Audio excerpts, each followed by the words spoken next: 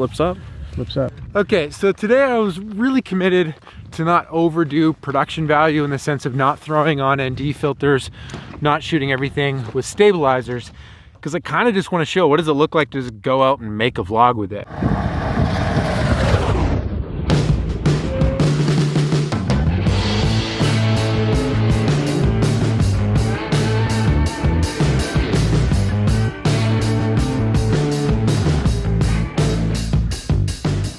Yo friend, Levi here. Welcome to the West Coast portion of my massive coast-to-coast tour. I came down from New York City last night and I'm here in Long Beach. I'm at a Sony event testing out a new Sony a6400. And before I tell you more about my thoughts on even starting this thing, I need to make sure I don't miss this boat.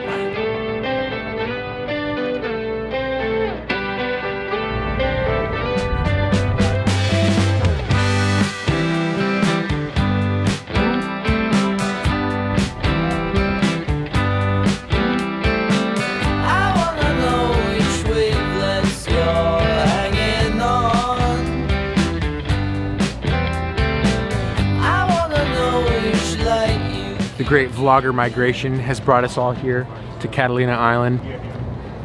Step one, this is a lot warmer than New York City was. We got heaps of golf carts and I think we're just gonna mob around this island.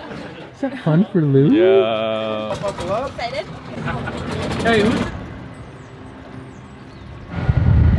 Okay, a6400. What's new? What's the deal with this thing? Two things stand out to me. It's got a tilty, flippy, uppy screen, and it's got better autofocus.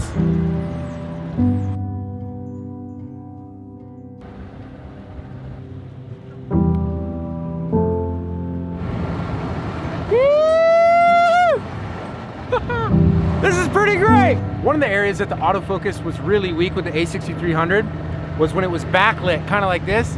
It would sometimes freak out a little bit. But I think this is performing pretty well under harsh lighting conditions.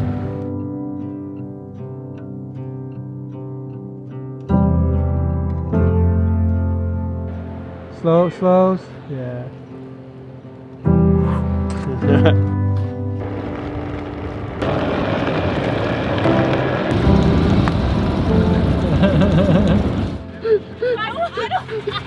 What is happening? I really liked your Mavic 2 Pro video. Oh, thank you so much. Very well done. Come on, high five. Woo! Yeah, we got it. So this camera really isn't that big of an upgrade from the current smaller mirrorless cameras on the market. And in fact, some have made an argument that it's a bit of a downgrade, losing the image stabilized sensor. I think what Sony's doing here with releasing this camera first is they're wanting to test, what's the response to a camera screen that flips up like that, and is the improved autofocus tracking better? We got a homeless guy here who wants to get anything. I know that's illegal in Catalina.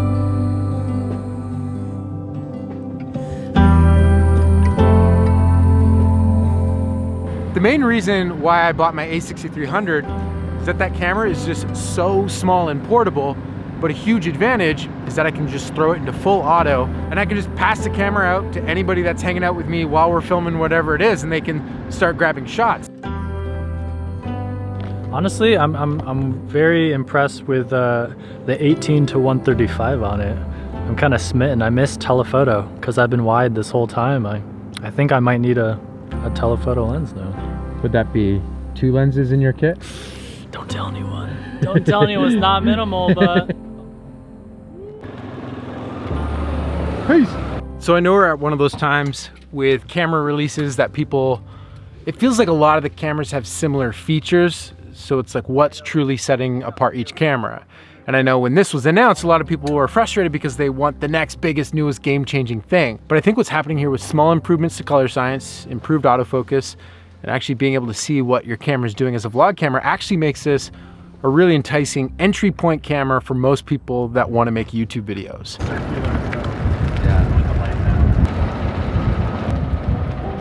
Catalina is so beautiful. This is kind of ridiculous. That was fun. See you. See ya. Hey! Yeah. The view from up here looks like we're just on another golf cart. Yeah. But this is a Hummer. This is a really Hummer big golf cart. Woo! Dave, are you having fun today? Oh my gosh, this is a unbelievable experience. here in Honolulu, Hawaii. I'm just really loving it. What are you thinking about this thing, Levi? Is it a legitimate vlogging setup? What do you think? It looks nice. Look at that. Look at that. If I was just getting started on YouTube, this is probably the camera that I would use and also recommend for others. Yeah.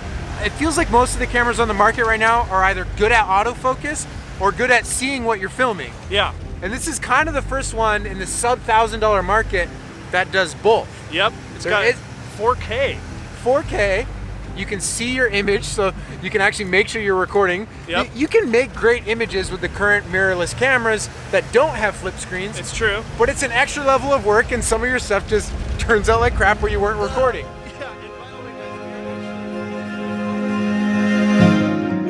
This is the official autofocus test. Are Yeezys okay for this type of environment? Yeah, totally approved footwear, dude.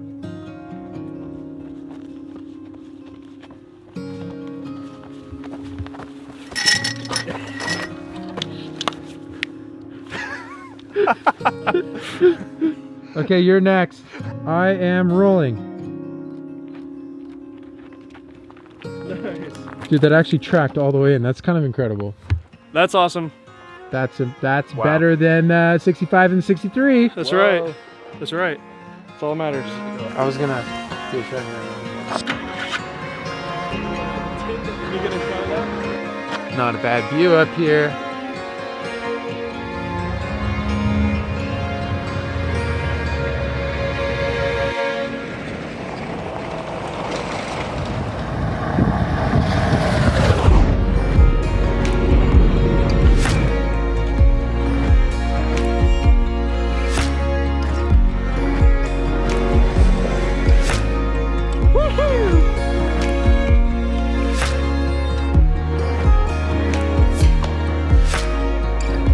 What? That looks amazing. Okay.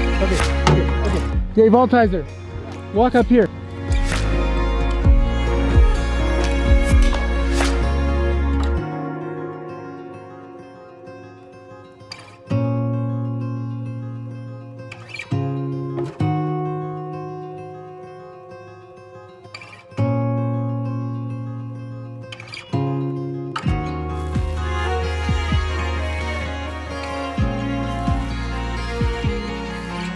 Yeah. This looks so good. Color science looks good. Yeah, Autofocus is working good. yeah. Okay, so this is future me after I've had a chance to import, look through, and edit all my footage. I'll say off the top here of my final thoughts that I was pretty disappointed with the rolling shutter performance in this camera. Because there's no internal in-body stabilization, when I'm shooting my handheld footage, even the smallest of micro shakes seems to introduce this kind of jello-like quality to the handheld footage. I'm used to being able to kind of get a little scrappy with the way I've been shooting my B-roll lately, so you can definitely get around this by using proper camera support with monopods or gimbals, but I really like just running gunning with a small setup, and I was a little disappointed with how jello-y a lot of the footage I cut out of this vlog, and even some of the footage I left in, turned out to be. At the end of the day though, as I've been saying throughout this entire vlog, I do think this is the best APS-C 4K vlogging entry-level setup that someone can get if they want to get into YouTube. I really wish this thing had 4K 60 because I shot most of this vlog actually in 1080 60 and I didn't get as crispy performance as I was kind of hoping for. Some stuff was turning a little mushy. It's acceptable, but I just really wish the processor inside of this could have handled a 4K 60 recording. I think my takeaway from this event is I'm really excited where cameras are continuing to head. I'm happy that Sony is listening to feedback from creators and trying their best to implement it. This camera really was pretty effortless to just go shoot and vlog with. So, I don't know, this isn't the end-all solution for me. I feel like I'd be willing to pay like $5,000 to $10,000 for something that has some of these key features I really want. But as far as entry-level vlogger market cameras, this is a really great option, I think. And I'm happy to see that Sony's trying to experiment with newer screen swivelly things. I was beginning to think that they would die on that hill and never try it. And albeit it's not perfect, but it's an effort. And I can appreciate an effort.